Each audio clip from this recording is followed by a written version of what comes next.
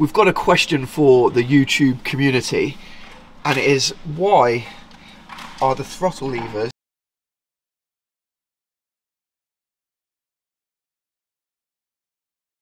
Welcome back to the channel, guys. My name is Mike, and in today's video we're going to be working with the Phantoms at BPAG HQ, and we're going to be doing some restoration work on ZE360.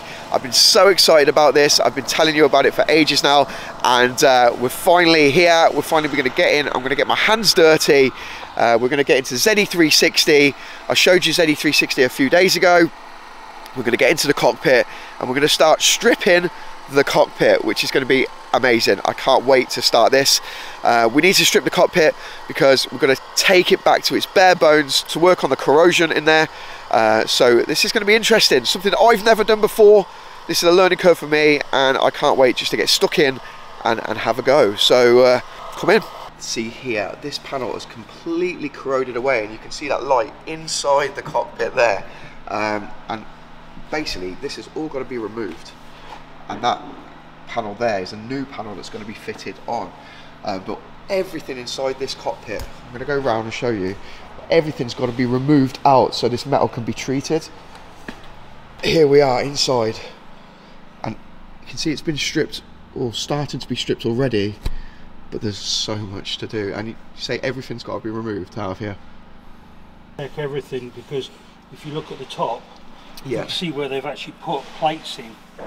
Okay. Already from when it was in service. So their replacement plate, their replacement from when it was in service? While it was in service. And if you look here, if I shine the torch. I've got let me put this on. There you go. You see. Oh yeah, so it's corroding. They've put another plate in there, look. Yeah. So all of this to keep it. So that wouldn't have been original on it when it first, okay. No, that's the original bit there. I see it, yeah, yeah. Yeah. So, and as you can see, look, all this is supposed to be over here. Yeah. But it's just literally corroding away. Corroded away. So all of this has got to be removed. Yeah. The metal's got to be treated. This has been outside for 31 years. Wow. So in here there was an inch of sand. Really? We had an inch of sand in there. You can see it all on the... Yeah. All this flooring, yeah, has to come up so we can check underneath. Okay. So what's that flooring made of? Is that like asbestos or is it's like a melamine. Yeah, it looks like some sort of composite. They're like some sort of... Yeah, it's way before composite. Looks similar to the lining of the old M1 helmets. Yeah. It's very similar to that, isn't it? Yeah.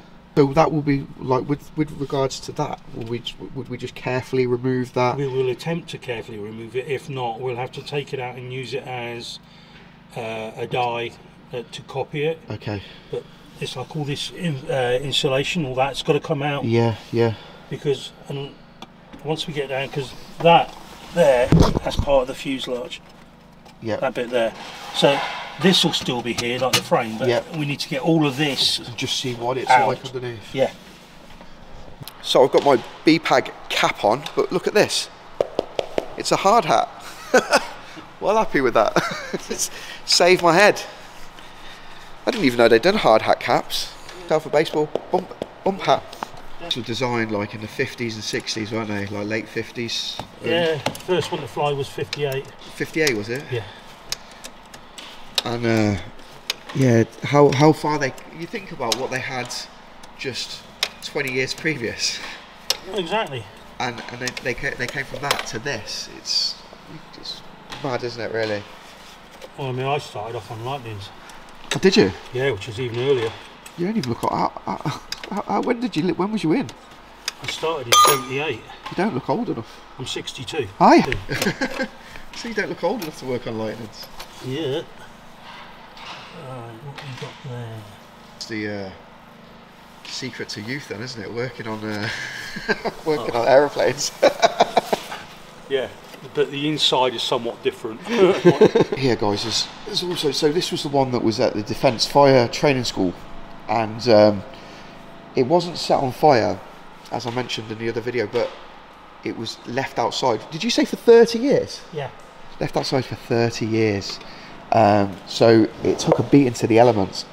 But I think here, there's something gone on here where they've looked like they've tried to break into the cockpit or do some sort of... there was vandalism.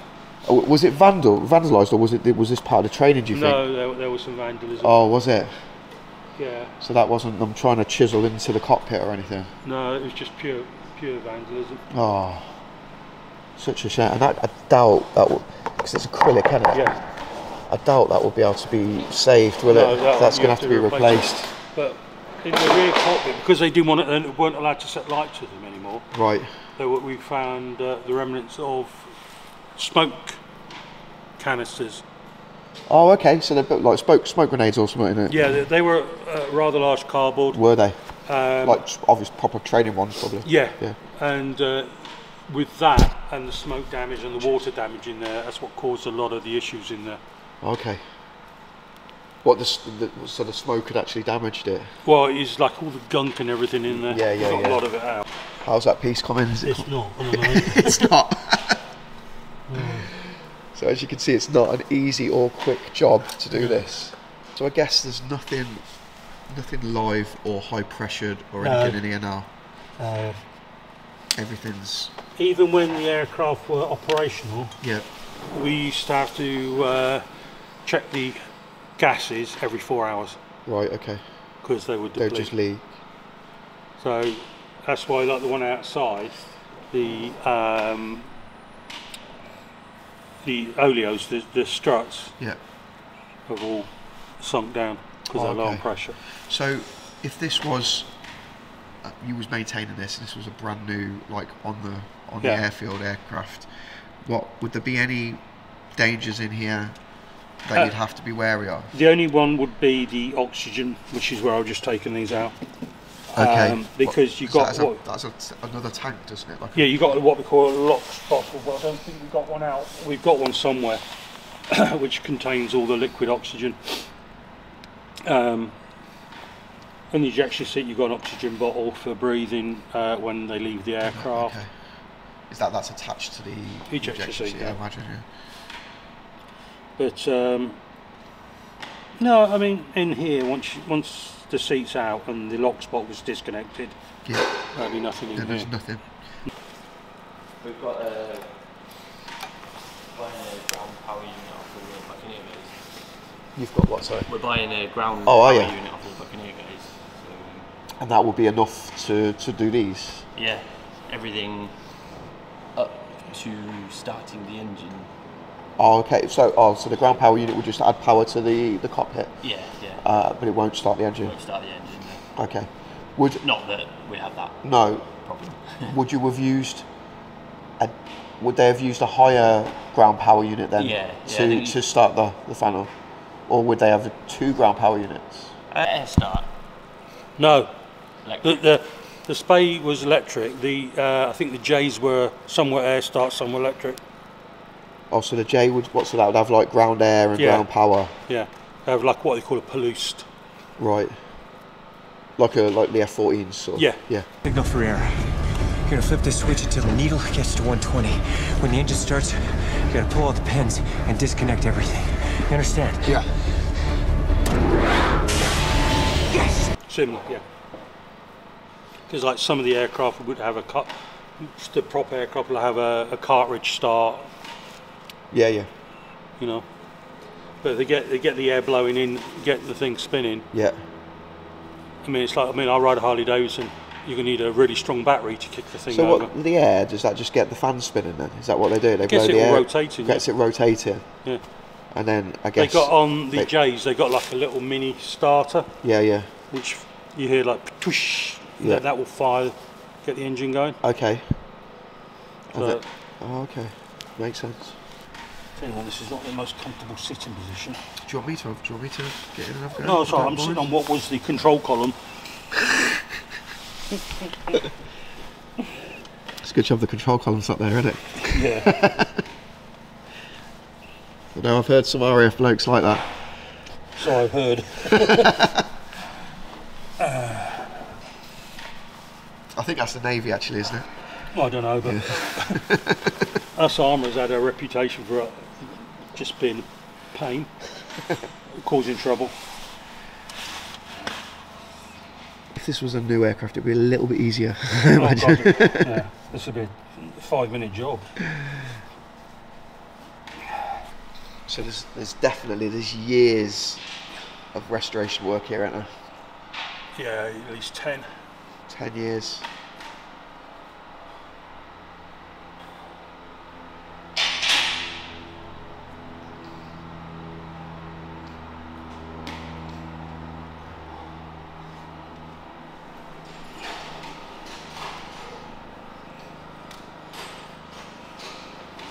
Oh, there we go, it's off. There we go. You can see the corrosion on it. So that's not even separated, has it? No. So you just literally brute forced it off. Yeah. First one. Right, so we're off. Done. Right. So I'll put that in the bag. Yep. So, successfully removed. So this is the aircraft portion of the PSP. This stayed in the cockpit when the ejection seat ejected. So this is where all the segments from the ejection seat would connect to the actual aircraft. So you can see this round gold pins there. That would be for the comms in the aircraft. So the pilot's basically the pilot's helmet and microphone would be plugged into that. And I think that the other one's oxygen. So this is what would have stayed in the aircraft. And it's made by Martin Baker. So would there just been a cable in that then? Yeah, that's the cable there. Oh, okay. So yeah, that. And that would have gone down this tube. Where does that tube run? That probably does run to that parking brake on the. Quite possibly, yeah. On the dash then, doesn't it? Yeah. I would imagine. Yeah. Just looks like an old bike brake cable, doesn't it? Oh, it is. I mean, look. So you see, there's the cable that would have gone in. Was it in that hole there? Was it? Got in there. Oh, it went in there, the top of it. Okay. There we go. That's what's left of it. So we've removed this part. Now I think this is part of the braking system, from what we've looked at and what we've been told. But you can see this little bits of corrosion on here. It's not actually in bad shape. It won't take much to actually get this pretty much restored. Just a little bit of corrosion here, but yeah, it's in pretty good shape. Cool. It's really light. Aluminium or aluminum, depending on where you're from. Right, let's label this up. This here that you can see, that's the throttle mechanism. So Darren's going to try and get that up now, but it looks like somebody's already had a go at it, and you can see this panel's been removed and somebody's sawn through here, cut through there, which I guess isn't ideal, but it's riveted. Well, it's riveted to the frame here, isn't it? You can see it's really and there it's bolted there. Yeah. It's bolted here. I wonder why they didn't try and remove that bolt.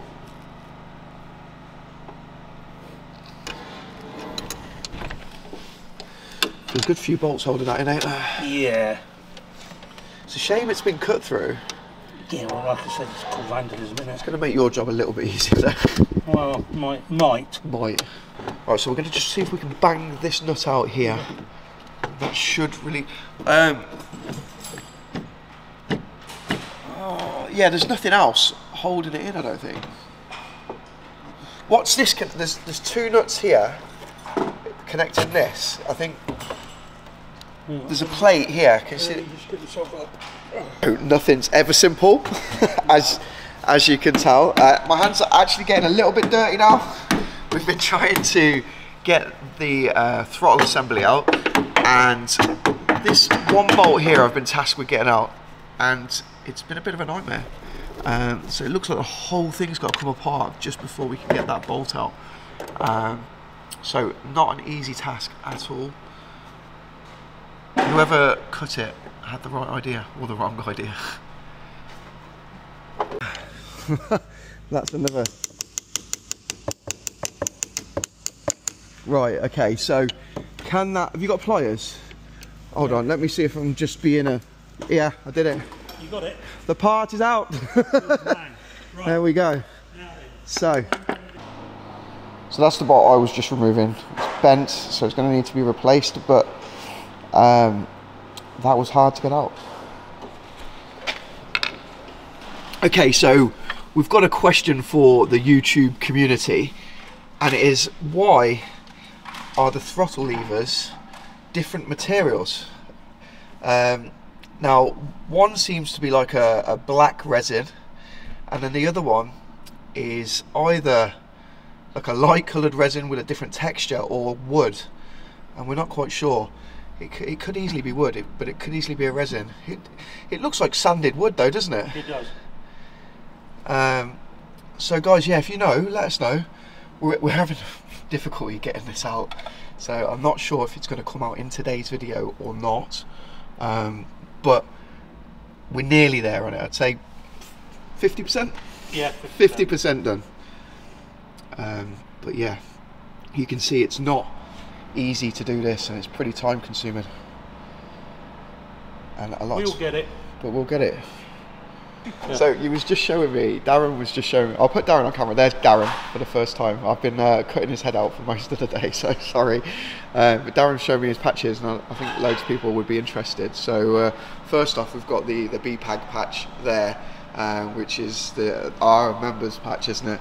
And then we've got the Tactical Air Command. What was that one for? That'll be the heavy lift transport. Okay, so were you in the UK, or were you based abroad with that? No, we went to Mildenhall and just Mildenhall. Swapping badges. Oh, okay, cool.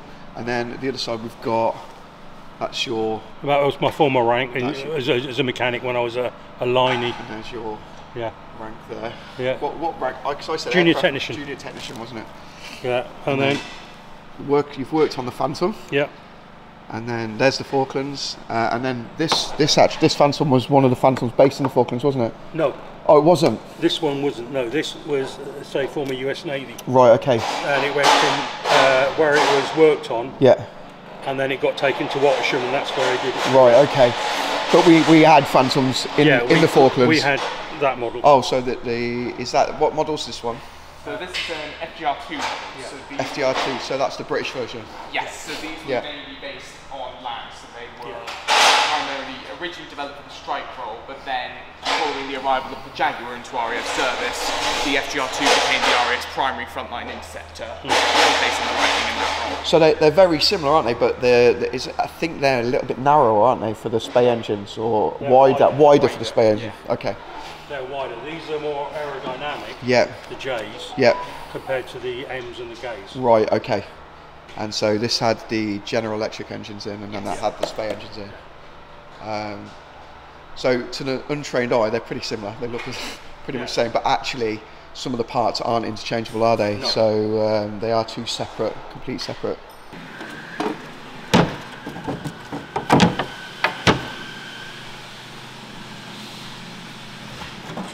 So you can see the intakes are different on the American and the British version, where that will just plug straight in, clip over.